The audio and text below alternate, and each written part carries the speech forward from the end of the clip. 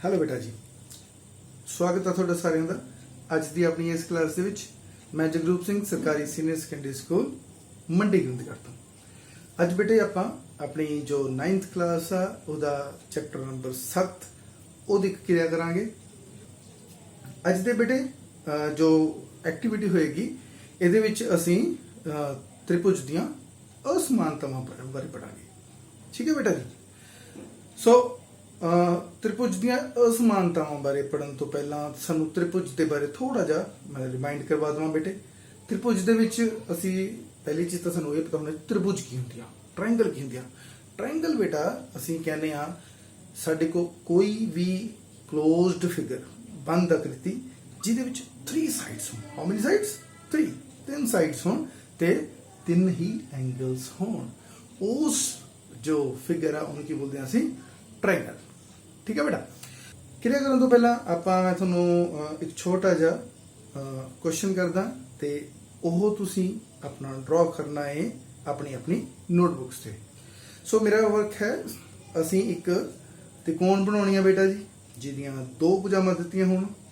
ਕਿੰਨੀਆਂ ਭੁਜਾਵਾਂ ਬੇਟੇ? 2। ਦੁਬਾਰਾ ਫਿਰ ਰਿਪੀਟ ਕਰਦਾ।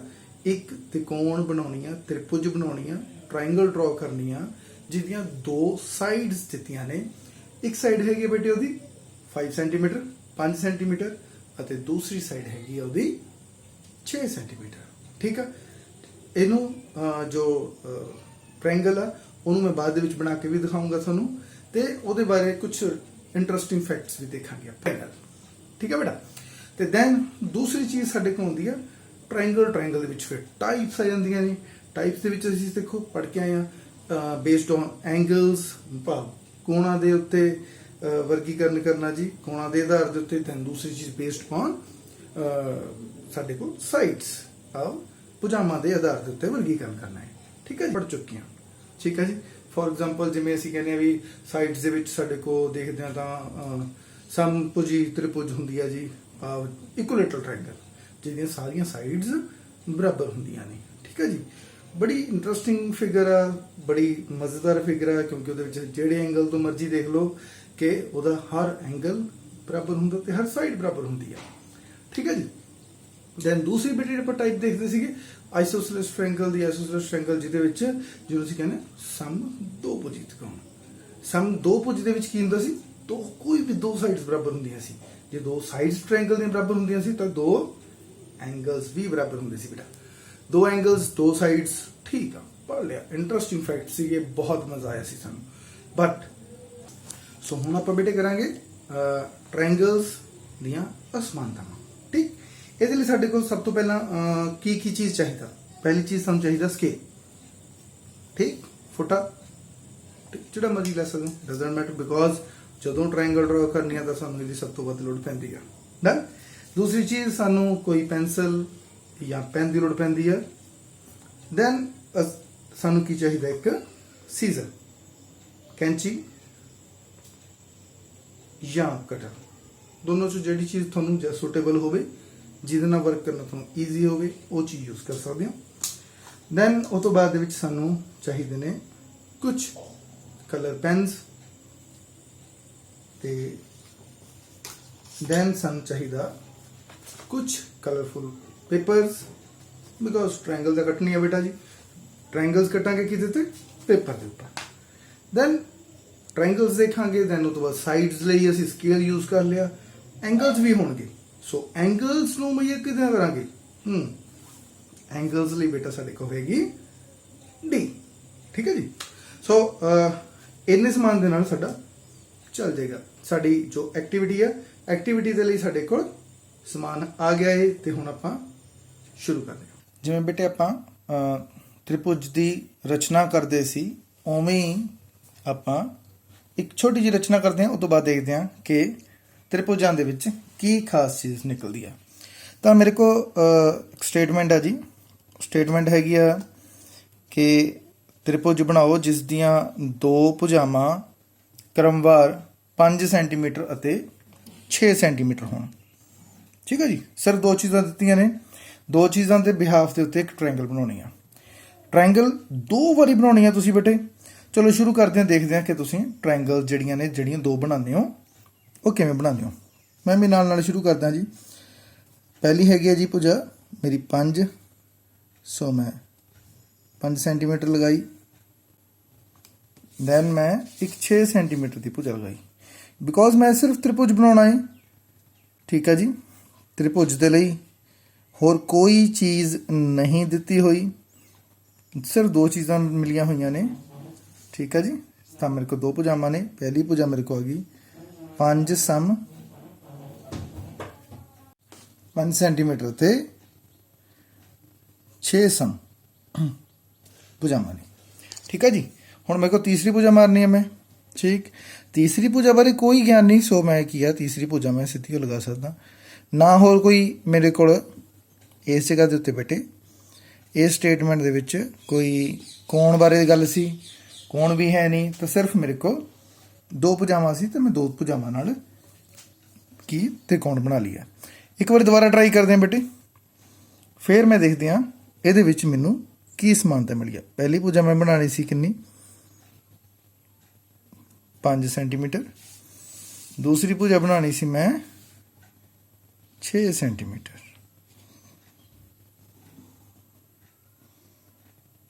ਠੀਕ, ਤੇ ਆ ਮੇਰੇ ਕੋ ਆ ਗਈ ਜੀ 5 ਸਮ,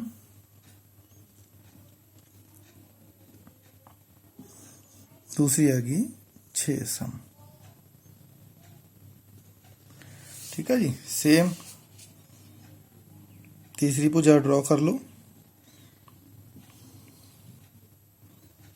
ठीक है बेटा, तो मैं 2 त्रिभुजा बनाई है इस जगह के उत्ते, ते मैं की वेख रहा दे विच कि मेरे को 2 भुजावां, इधर भी 5, इस भी 5, इधर 6 ते इधर भी 6, परंतु तीसरी भुजा ਦਾ ਮੇਰੇ ਕੋ ਕੋਈ ਗਿਆਨ ਨਹੀਂ ਸੀ, ਨਾ ਕੋਈ ਐਂਗਲ ਦਾ ਗਿਆਨ ਸੀ।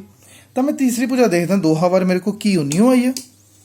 ਤਾਂ ਪਹਿਲੀ ਕੇਸ ਦੇ ਵਿੱਚ ਮੇਰੇ ਕੋ ਇੱਥੇ ਕਰੀਬ ਆਈ ਹੈ ਜੀ 9.2। ਤਾਂ ਦੂਸਰੇ ਕੇਸ ਦੇ ਵਿੱਚ ਮੈਂ ਵੇਖ ਰਿਹਾ ਮੇਰੇ ਕੋ ਕਿੰਨੀ ਆਈ ਹੈ ਜੀ 8 ਸੈਂਟੀਮੀਟਰ। ਇੱਥੇ ਇਹ 9.2 ਕਿੰਨੀ ਵੀ ਆ ਸਕਦੀ ਹੈ ਜੀ। ਠੀਕ, ਇਹ ਸਾਨੂੰ ਪਤਾ ਨਹੀਂ ਸੀ, ਇਹ ਸਿਰਫ ਅਸੀਂ ਮਾਪ ਕੇ ਦੇਖੀ ਆ। ਇਹ ਵੀ ਸਾਨੂੰ ਪਤਾ ਨਹੀਂ ਸੀ, ਇਹ ਵੀ ਅਸੀਂ ਮਾਪ ਕੇ ਦੇਖੀ ਹੈ। ਸੋ ਮੇਰੇ ਕੋ ਇਸ ਜਗ੍ਹਾ ਤੋਂ ਕੀ ਕਨਕਲੂਜਨ ਨਿਕਲਦਾ ਕਿ ਮੇਰੇ ਕੋ ਦੋਨੋਂ ਜੋ ਤ੍ਰਿਭੁਜਾਂ ਨੇ, ਤ੍ਰਿਭੁਜ ਨੰਬਰ 1 ਅਤੇ ਤ੍ਰਿਭੁਜ ਨੰਬਰ 2, ਇਹ ਦੋਨੋਂ ਸਮਾਨ ਨਹੀਂ ਹਨ, ਬਿਲਕੁਲ ਸਮਾਨ ਨਹੀਂ ਹਨ। ਸਿਰਫ 2 ਭੁਜਾਵਾਂ ਜਿਹੜੀਆਂ ਨੇ ਉਹ ਸਮਾਨ ਨੇ, ਇੱਕ ਪਾਸੇ 5 5 ਇੱਕ ਪਾਸੇ 6 6 ਆ, ਪਰੰਤੂ 2 ਤ੍ਰਿਭੁਜਾਂ ਦੀ ਗੱਲ ਕਰਦਾ, 2 ਤ੍ਰਿਭੁਜਾਂ ਮੇਰੇ ਕੋ ਸਮਾਨ ਨਹੀਂ ਹੈਗੀਆਂ। ਸੋ ਇਸ ਚੀਜ਼ ਤੋਂ ਬੇਟੇ ਸਾਨੂੰ ਕੀ ਪਤਾ ਲੱਗਦਾ, ਤ੍ਰਿਭੁਜਾਂ ਦੀ ਅਸਮਾਨਤਾ। ਭਾਵ ਜੇ ਸਮਾਨ ਤ੍ਰਿਭੁਜਾਂ ਬਣਾਉਣੀਆਂ ਹੋਣ ਤਾਂ ਸਾਡੇ ਕੋਲ ਇੱਕ ਚੀਜ਼ ਹੋਰ ਹੋਣੀ ਜ਼ਰੂਰੀ ਆ। ਠੀਕ ਹੈ ਜੀ, ਚਲੋ ਇਸ ਚੀਜ਼ ਨੂੰ ਅੱਗੇ ਲੈ ਕੇ ਚੱਲਦੇ ਹਾਂ ਬੇਟੇ। ਇਸ ਜਗ੍ਹਾ ਮੇਰੇ ਕੋਲ ਮੈਂ ਤ੍ਰਿਭੁਜ ਕੱਟੀ ਹੈ ਬੇਟੇ, ਸੇਮ ਉਸੇ ਤਰੀਕੇ ਨਾਲ। ਪਹਿਲੀ ਇੱਕ ਤ੍ਰਿਭੁਜ ਕੱਟੀ ਹੈ ਜੀ, ਦੈਨ ਇੱਕ ਹੋਰ 2 ਤ੍ਰਿਭੁਜ ਤੇ ਇੱਕ 3। ਮੈਂ 3 ਤ੍ਰਿਭੁਜਾਂ ਕੱਟੀਆਂ ਜੀ ਇਸ ਜਗ੍ਹਾ। ਠੀਕ ਹੈ ਬੇਟਾ ਜੀ, ਇਹ 3 ਤ੍ਰਿਭੁਜਾਂ ਦੇਖਣ ਨੂੰ ਇੱਕੋ ਜਿਹੀਆਂ ਲੱਗ ਸਕਦੀਆਂ ਨੇ, ਪਰੰਤੂ ਇਹ ਇੱਕੋ ਜਿਹੀਆਂ ਨਹੀਂ ਹੈਗੀਆਂ। ਠੀਕ ਹੈ ਜੀ, ਸਮਾਨ ਨਹੀਂ ਹੈ, ਇਹ ਤਿੰਨੇ ਸਮਾਨ ਨੇ। ਅਸਮਾਨ ਇਹਨਾਂ 'ਚ ਕਿਹੜੀ ਚੀਜ਼ ਆ ਤੇ ਸਮਾਨ ਕੀ ਚੀਜ਼ ਆ, ਚਲੋ ਦੇਖਦੇ ਹਾਂ, ਚੈੱਕ ਕਰਦੇ ਹਾਂ। ਇਸ ਜਗ੍ਹਾ ਦੇਖੋ ਬੇਟੇ, मैं इनू ओवरलैपिंग करदा, एक दूसरे उपर रखदा, तो मेरे को की आया जी, की मैनू पता लग गया कि मेरे को जो हेठां वाली भुजा सी उहदे चूरे ये दोनों त्रिभुजां दे विच सेम आ। ठीक है जी, भाव जो त्रिभुज नंबर 1 आ अते त्रिभुज नंबर 2 आ, दोहां दा जो नीचे वाली भुजा इस समय मेरे स्क्रीन के उत्ते नीचली साइड आ, वो दोनों समान ने।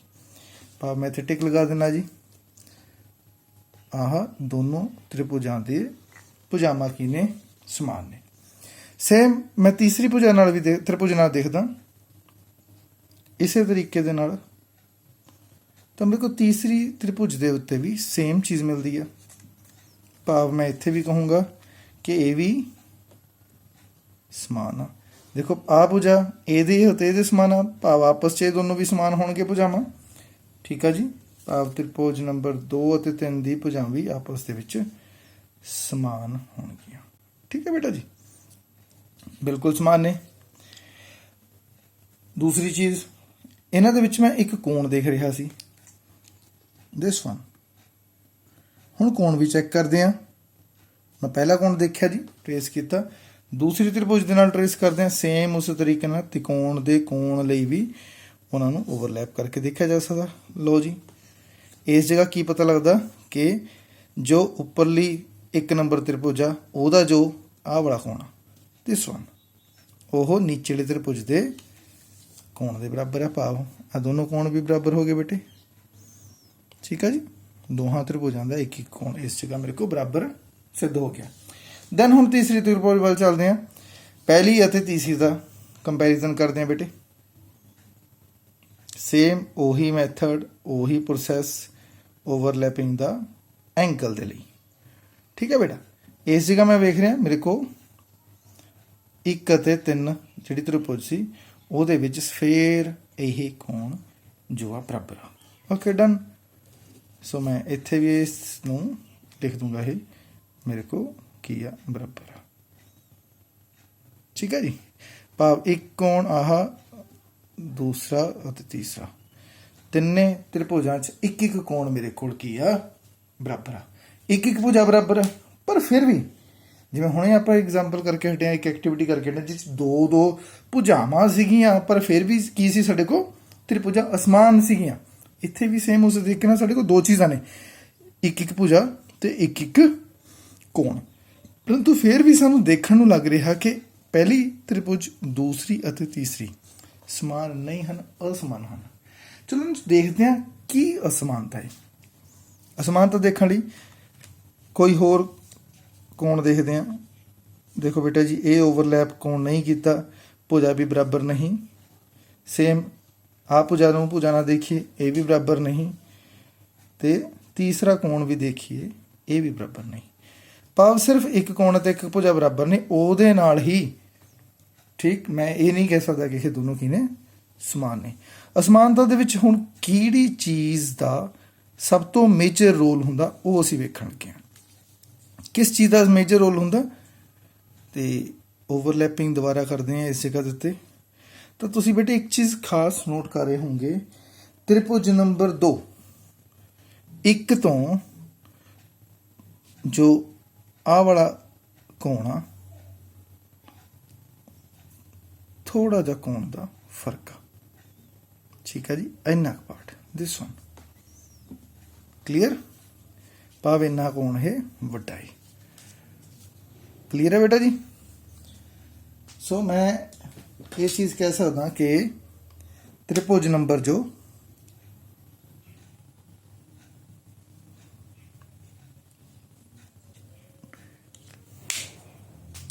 ਤ੍ਰਿਭੁਜ ਨੰਬਰ 1 ਦਾ ਜੋ ਕੋਣ ਆ, ਤ੍ਰਿਭੁਜ ਨੰਬਰ 2 ਤੋਂ ਥੋੜਾ ਜਿਹਾ ਕੀ ਹੈ ਛੋਟਾ। ਠੀਕ, ਜੇ ਛੋਟਾ ਤਾਂ ਛੋਟੇ ਨਾਲ ਫਰਕ ਕੀ ਪਿਆ, ਜਿਸ ਤ੍ਰਿਭੁਜ ਦਾ ਮੈਂ ਵੇਖ ਰਿਹਾ ਕੋਣ ਛੋਟਾ, ਉਸ ਦੀ ਸਾਹਮਣੇ ਵਾਲੀ ਭੁਜਾ ਵੀ ਛੋਟੀ ਆ ਰਹੀ ਆ। ਠੀਕ ਹੈ ਬੇਟਾ, ਭਾਵ ਦੇਖੋ ਬਲੂ ਦੀ ਕੋਣ ਵੱਡਾ, ਭੁਜਾ ਵੱਡੀ। ਪਿੰਕ ਕਲਰ ਦੇ ਵਿੱਚ ਕੋਣ ਛੋਟਾ ਤੇ ਸਾਹਮਣੇ ਵਾਲੀ ਭੁਜਾ ਵੀ ਛੋਟੀ। ਭਾਵ ਸਾਡੇ ਕੋਲ ਇਸ ਜਗ੍ਹਾ ਕੀ ਕਨਕਲੂਜਨ ਨਿਕਲਿਆ ਪਹਿਲੀਆਂ ਦੋ ਤਿਕੋਣਾਂ 'ਚ ਕਿ ਕਿਸੇ ਭੁਜਾ ਦੇ ਸਾਹਮਣੇ ਵਾਲਾ ਜਿਹੜਾ ਕੋਣ ਆ, ਜੇ ਬਾਕੀ ਦੋ ਚੀਜ਼ਾਂ ਨੇ ਸੇਮ ਨੇ, ਤਾਂ ਸਾਹਮਣੇ ਵਾਲੀ ਜੋ ਭੁਜਾ ਹੈ ਉਹ ਕੋਣ ਦੇ ਉੱਤੇ ਡਿਪੈਂਡ ਕਰਦੀ ਆ। ਜਿਉਂ-ਜਿਉਂ ਸਾਡਾ ਕੋਣ ਵੱਧ ਰਿਹਾ ਹੈ, ਤਿਉਂ-ਤਿਉਂ ਸਾਡਾ ਕੀ ਸਾਹਮਣੇ ਵਾਲੀ ਭੁਜਾ ਦੀ ਲੰਬਾਈ ਵੀ ਵੱਧ ਰਹੀ ਆ। ਤਾਂ ਦੇਖਦੇ ਹਾਂ ਅਗਲੇ ਵਾਲੇ ਕੇਸ 'ਚ, ਇਹਦੇ ਵਿੱਚ ਚੈੱਕ ਕਰਦੇ ਹਾਂ ਤਾਂ ਪਤਾ ਲੱਗ ਜੂਗਾ ਸਾਨੂੰ ਕਿ ਇਹ ਗੱਲ ਸੱਚੀ ਹੈ ਜਾਂ ਨਹੀਂ। ਇਹਦੇ ਵਿੱਚ ਵੀ ਸੇਮ ਉਸੇ ਤਰੀਕੇ ਨਾਲ ਰੱਖਿਆ। ਤਾਂ ਇਸ ਜਗ੍ਹਾ ਸਾਨੂੰ ਫਿਰ ਦੇਖ ਰਹੇ ਹਾਂ ਬੇਟੇ, ਤੀਸਰੀ ਤ੍ਰਿਭੁਜ ਦੇ ਵਿੱਚ ਕੁਝ ਪਾਰਟ ਕੋਣ ਦਾ ਜ਼ਿਆਦਾ ਹੈ। ਠੀਕ ਹੈ ਜੀ, ਇੱਕ ਦੇ ਨਾਲੋਂ। ਤਾਂ ਉਸੇ ਤਰੀਕੇ ਨਾਲ ਭੁਜਾ ਦਾ ਵੀ ਅੰਤਰ ਤੁਸੀਂ ਵੇਖ ਸਕਦੇ ਹੋਵੋਗੇ ਕਿ ਭੁਜਾ ਵੀ ਕਾਫੀ ਦੋਨਾਂ 'ਚ ਅੰਤਰ ਆ। ਜਿਹਦਾ ਕੋਣ ਵੱਡਾ ਤਾਂ ਸਾਹਮਣੇ ਵਾਲੀ ਭੁਜਾ ਵੀ ਵੱਡੀ। ਠੀਕ ਹੈ ਜੀ। ਹੁਣ ਇਹੀ ਚੀਜ਼ ਮੈਂ 2 ਅਤੇ 3 ਨਾਲ ਰਿਪੀਟ ਕਰਦਾ, ਤ੍ਰਿਭੁਜ ਨੰਬਰ 2 ਅਤੇ ਤ੍ਰਿਭੁਜ ਨੰਬਰ 3। ਜੇ ਇਹ ਚੀਜ਼ ਇੱਥੇ ਵੀ ਸਿੱਧ ਹੁੰਦੀ ਹੈ ਤਾਂ ਸਾਨੂੰ ਪਤਾ ਲੱਗ ਜਾਊਗਾ ਕਿ ਇਹ ਚੀਜ਼ ਹਮੇਸ਼ਾ ਸਾਡੇ ਸਾਹਮਣੇ ਆਏਗੀ। ਤਾਂ ਦੇਖ ਰਹੇ ਹਾਂ ਬੇਟੇ, ਤਾਂ ਇਸ ਜਗ੍ਹਾ ਰੱਖਿਆ। ਫਿਰ ਉਹੀ ਕਨਕਲੂਜ਼ਨ ਮੇਰੇ ਕੋਲ ਨਿਕਲ ਰਿਹਾ, ਤ੍ਰਿਭੁਜ ਦਾ ਇੱਕ ਛੋਟਾ ਜਿਹਾ ਪਾਰਟ ਇਸ ਕੋਣ ਦੇ ਵਿੱਚ ਜ਼ਿਆਦਾ ਹੈ, ਭਾਵ ਜੇ ਆਹ ਕੋਣ ਜ਼ਿਆਦਾ ਹੈ ਤਾਂ ਮੈਂ ਕੀ ਕਹੂੰਗਾ, ਇਹਦੇ ਕਰਕੇ ਸਾਹਮਣੇ ਵਾਲਾ ਜੋ ਭੁਜ ਹੈ ਉਹ ਜ਼ਿਆਦਾ। ਭਾਵ ਇਸ ਚੀਜ਼ ਨੂੰ ਜੇ ਜਨਰਲਾਈਜ਼ ਕਰਾਂ ਮੈਂ, ਤਾਂ ਮੇਰੇ ਕੋਲ ਕੀ ਆ, ਮੈਂ ਸਕੇਲ ਦੇ ਨਾਲ 2 ਲਾਈਨਾਂ ਡਰਾ ਕਰਦਾ। ਪਹਿਲੀ ਲਾਈਨ ਜਿਹੜੀ ਹੈਗੀ ਆ ਉਹ ਪਹਿਲੀ ਤਿਕੋਣ ਨੂੰ ਰਿਪਰੈਜ਼ੈਂਟ ਕਰ ਰਹੀ ਹੈ ਬੇਟਾ ਜੀ।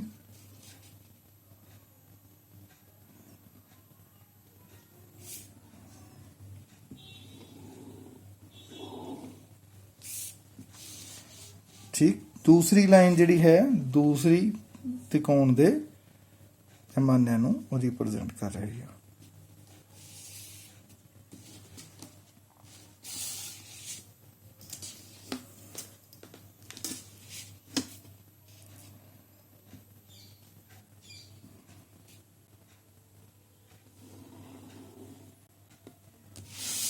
ਠੀਕ ਹੈ ਬੇਟਾ ਜੀ।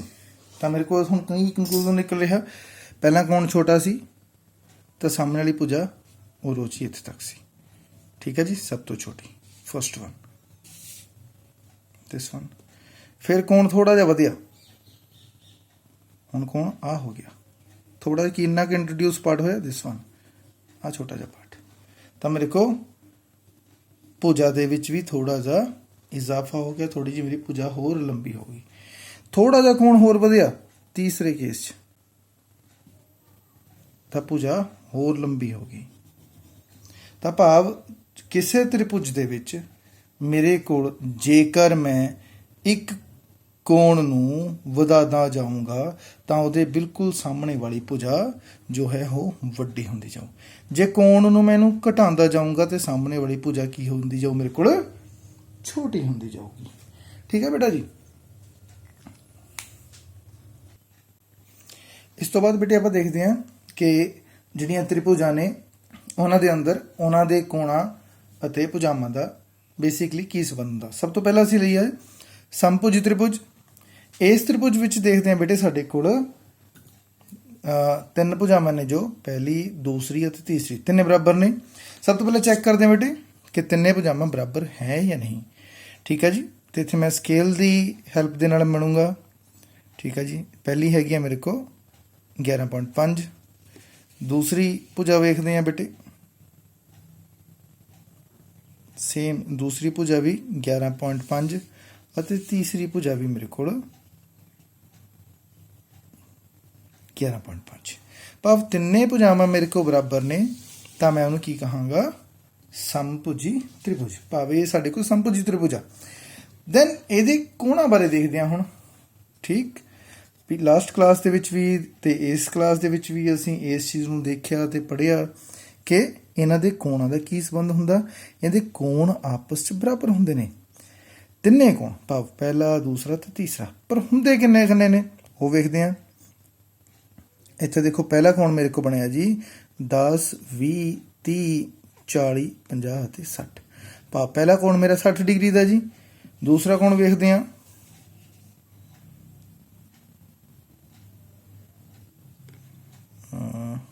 ਡਨ ਬੇਟਾ। ਦੇਖੋ ਦੂਸਰਾ 10, 20, 30, 40, 50, 60। ਠੀਕ ਹੈ ਜੀ। ਤੇ ਦੂਸਰਾ ਵੀ 60 ਡਿਗਰੀ ਦਾ ਹੈ। ਭਾਵ ਆ ਵੀ ਕੋਣ 60 ਡਿਗਰੀ ਦਾ, ਆ ਵੀ 60 ਡਿਗਰੀ ਦਾ ਹੈ, ਇਹ ਵੀ 60 ਡਿਗਰੀ ਜੀ। ਠੀਕ ਹੈ ਜੀ। ਤੇ ਇਹ ਵੀ 60 ਡਿਗਰੀ। ਤੀਸਰਾ ਕੋਣ ਵੀ ਵੇਖਦੇ ਹਾਂ ਬੇਟੇ ਆਪਾਂ।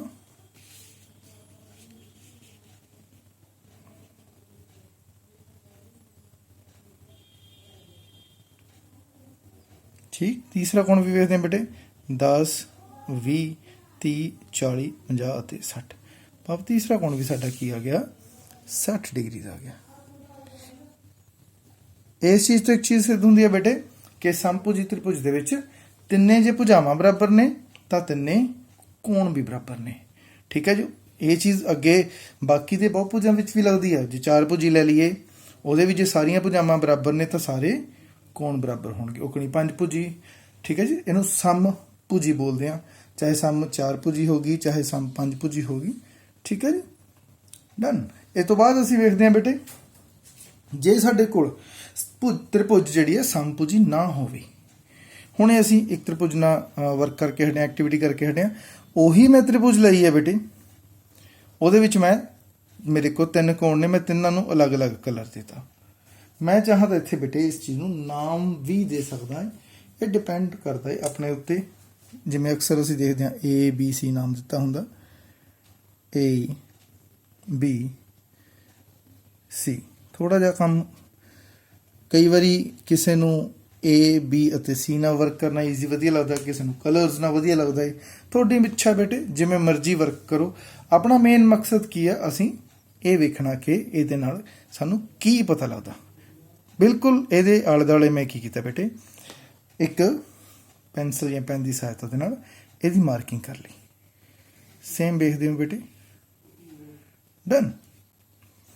ਭਾਵ ਮੇਰੇ ਕੋਲ ਇਸ ਜਗ੍ਹਾ ਦੇ ਉੱਤੇ 2 ਮੇਰੀਆਂ ਤਿਕੋਣਾ ਬਣ ਚੁੱਕੀਆਂ ਨੇ। ਬੇਸਿਕਲੀ ਇੱਕ ਤਿਕੋਣ ਦੇ ਵਿੱਚ ਮੈਂ A ਕੋਣ ਨੂੰ ਔਰੇਂਜ ਕਲਰ ਦਿੱਤਾ, B ਨੂੰ ਮੈਂ ਬਲੈਕ ਕਲਰ ਦਿੱਤਾ, C ਨੂੰ ਮੈਂ ਗ੍ਰੀਨ ਕਲਰ ਦਿੱਤਾ, ਠੀਕ ਹੈ ਜੀ।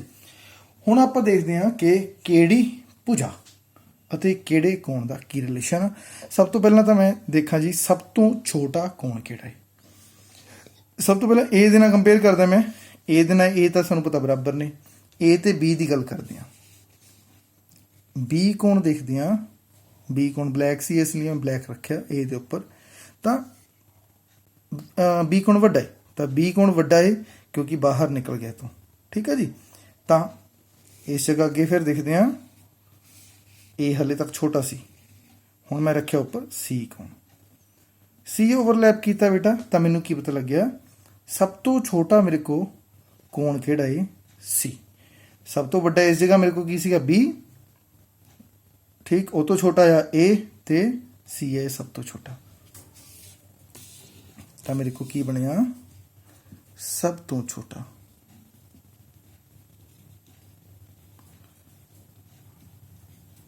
ਠੀਕ ਹੈ ਜੀ। ਸਭ ਤੋਂ ਛੋਟਾ ਕੌਣ ਤੇ ਸਭ ਤੋਂ ਵੱਡਾ ਕੌਣ ਮੇਰੇ ਕੋਲ ਕਿਹੜਾ ਆਇਆ ਸੀ, ਦਿਸ ਵਨ।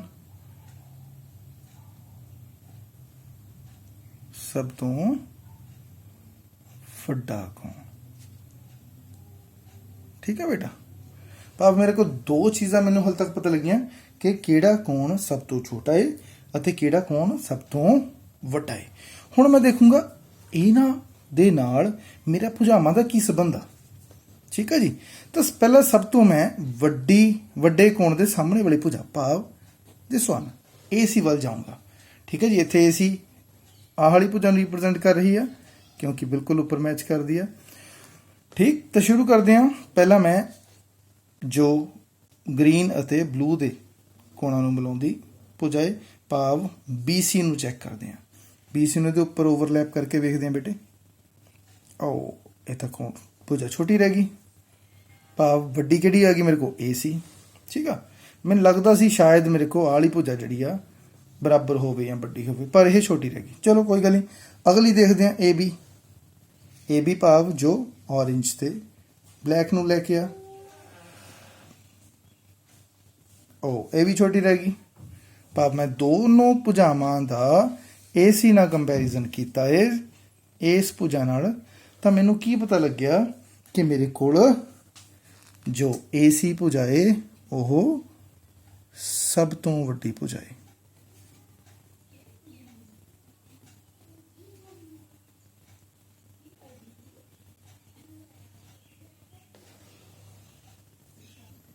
ਠੀਕ ਹੈ ਬੇਟਾ ਜੀ। ਤਾਂ ਸਾਨੂੰ ਇੱਥੇ ਪਤਾ ਲੱਗਿਆ ਕਿ ਸਾਡੇ ਕੋਲ ਸਭ ਤੋਂ ਵੱਡੀ ਭੁਜਾ ਕਿਹੜੀ ਆ ਗਈ, AC। ਤਾਂ ਮੈਂ ਦੇਖ ਰਿਹਾ ਸੀ ਕਿ ਸਭ ਤੋਂ ਵੱਡੇ ਕੋਣ, ਭਾਵ ਜਿਹੜਾ ਮੇਰਾ ਕਿਹੜਾ ਸੀ ਕੋਣ, B, ਉਹਦੇ ਬਿਲਕੁਲ ਸਾਹਮਣੇ ਵਾਲੀ ਭੁਜਾ ਮੇਰੀ ਕੀ ਆ, ਸਭ ਤੋਂ ਵੱਡੀ ਆ, ਠੀਕ ਹੈ ਜੀ। ਚਲੋ ਅੱਗੇ ਦੇਖਦੇ ਹਾਂ। ਹੁਣ ਮੇਰੇ ਕੋਲ ਦੂਸਰੀ ਹੈ ਸਭ ਤੋਂ ਛੋਟਾ ਕੋਣ ਆ। ਮੈਂ ਸਭ ਤੋਂ ਛੋਟਾ ਕੋਣ ਨੂੰ ਵੀ ਚੈੱਕ ਕਰ ਲਾਂ, ਕੀ ਪਤਾ ਰਿਜ਼ਲਟ ਕੁਝ ਹੋਰ ਨਿਕਲੇ। ਤਾਂ ਸ਼ੁਰੂ ਕਰਦੇ ਹਾਂ ਬੇਟੇ। ਤਾਂ ਸਭ ਤੋਂ ਛੋਟੇ ਕੋਣ ਦੇ ਬਿਲਕੁਲ ਸਾਹਮਣੇ ਭੁਜਾ ਮੇਰੇ ਕੋਲ ਕੀ ਆ, ए बी। तो बेटे ए बी नूं चैक करते हैं। ए बी मेरे को कलर किहड़ा है? ऑरेंज ते ब्लैक, दिस वन। ठीक है जी। सो इन्हूं तां मैनूं चैक करने की लोड़ नहीं क्योंकि ये बराबर है। बाकियां नूं चैक करते हैं। पहला तो मैं देखी दिस वन ए सी। ए सी मैं वेखी बेटे, ओ मेरे को ए सी आ वाली भुजा वड्डी आ, ए बी छोटी आ। हुण मैं वेखूंगा किहड़ी? बी सी, दिस वन आ वाली। ए भी रख के देखते हैं बेटे। ओ ए भी बी बिंदु तो काफ़ी अगे निकल गया, भाव ए भी मेरे को की आ इत्थे ए बी दोनों छोटी आ। ठीक है जी। भाव मेरे को की पता लग गया, जो मेरी ए बी भुजा है दिस वन, यह केड़ी बनी जी? सब तो छोटी भुजा। ठीक है बेटा जी। तो बेटे एवें तुसी भी एक बार एक एक्टिविटी करके देखो। इस तरीके ना त्रिभुज थोड़ी मर्जी की होनी चाहिए है। कोई भी त्रिभुज कट्टो, ठीक। हाँ, पर गल की है जिमें समभुजी त्रिभुज की गल करते हैं, ਉਹਦੇ केस सारे बराबर आउणगे। भाव ठीक उस चीज़ ਨੂੰ ਛੱਡ के ਜਿਹੜੀ मर्जी त्रिभुज कट के वेख लो, ਤੁਹਾਨੂੰ कुछ रिजल्ट देखने ਨੂੰ मिलूगा। ठीक, देखते हैं कि ਤੁਹਾਡਾ रिजल्ट ਸਾਡੇ रिजल्ट तो अलग है या नहीं। ठीक, भाव ਅਸੀਂ ਕੀ ਦੇਖਿਆ ਸੀ कि ਵੱਡੀ ਭੁਜਾ ਦੇ ਸਾਹਮਣੇ ਵਾਲਾ ਕੋਣ ਸਭ ਤੋਂ ਵੱਡਾ, ਭਾਵ ਜਾਂ ਸਭ ਤੋਂ ਵੱਡੇ ਕੋਣ ਦੇ ਸਾਹਮਣੇ ਵਾਲੀ ਭੁਜਾ ਸਭ ਤੋਂ ਵੱਡੀ, ਅਤੇ ਸਭ ਤੋਂ ਛੋਟੇ ਕੋਣ ਦੇ ਸਾਹਮਣੇ ਵਾਲੀ ਭੁਜਾ ਸਭ ਤੋਂ ਛੋਟੀ, ਜਾਂ सब तो छोटी भुजा के सामने वाला कोण सब तो छोटा। देखते हैं थोड़ा की रिजल्ट आता। ठीक है बेटा, ध्यान ना करना है।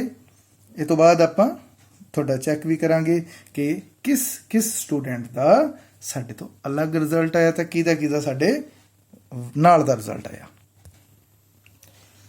तो साडा इसमें से की रिजल्ट आया बेटे कि जेकर किसी त्रिभुज दियां दो भुजावां बराबर ना होण, इस जगह देखे सी कोई भी दो ना होण बराबर।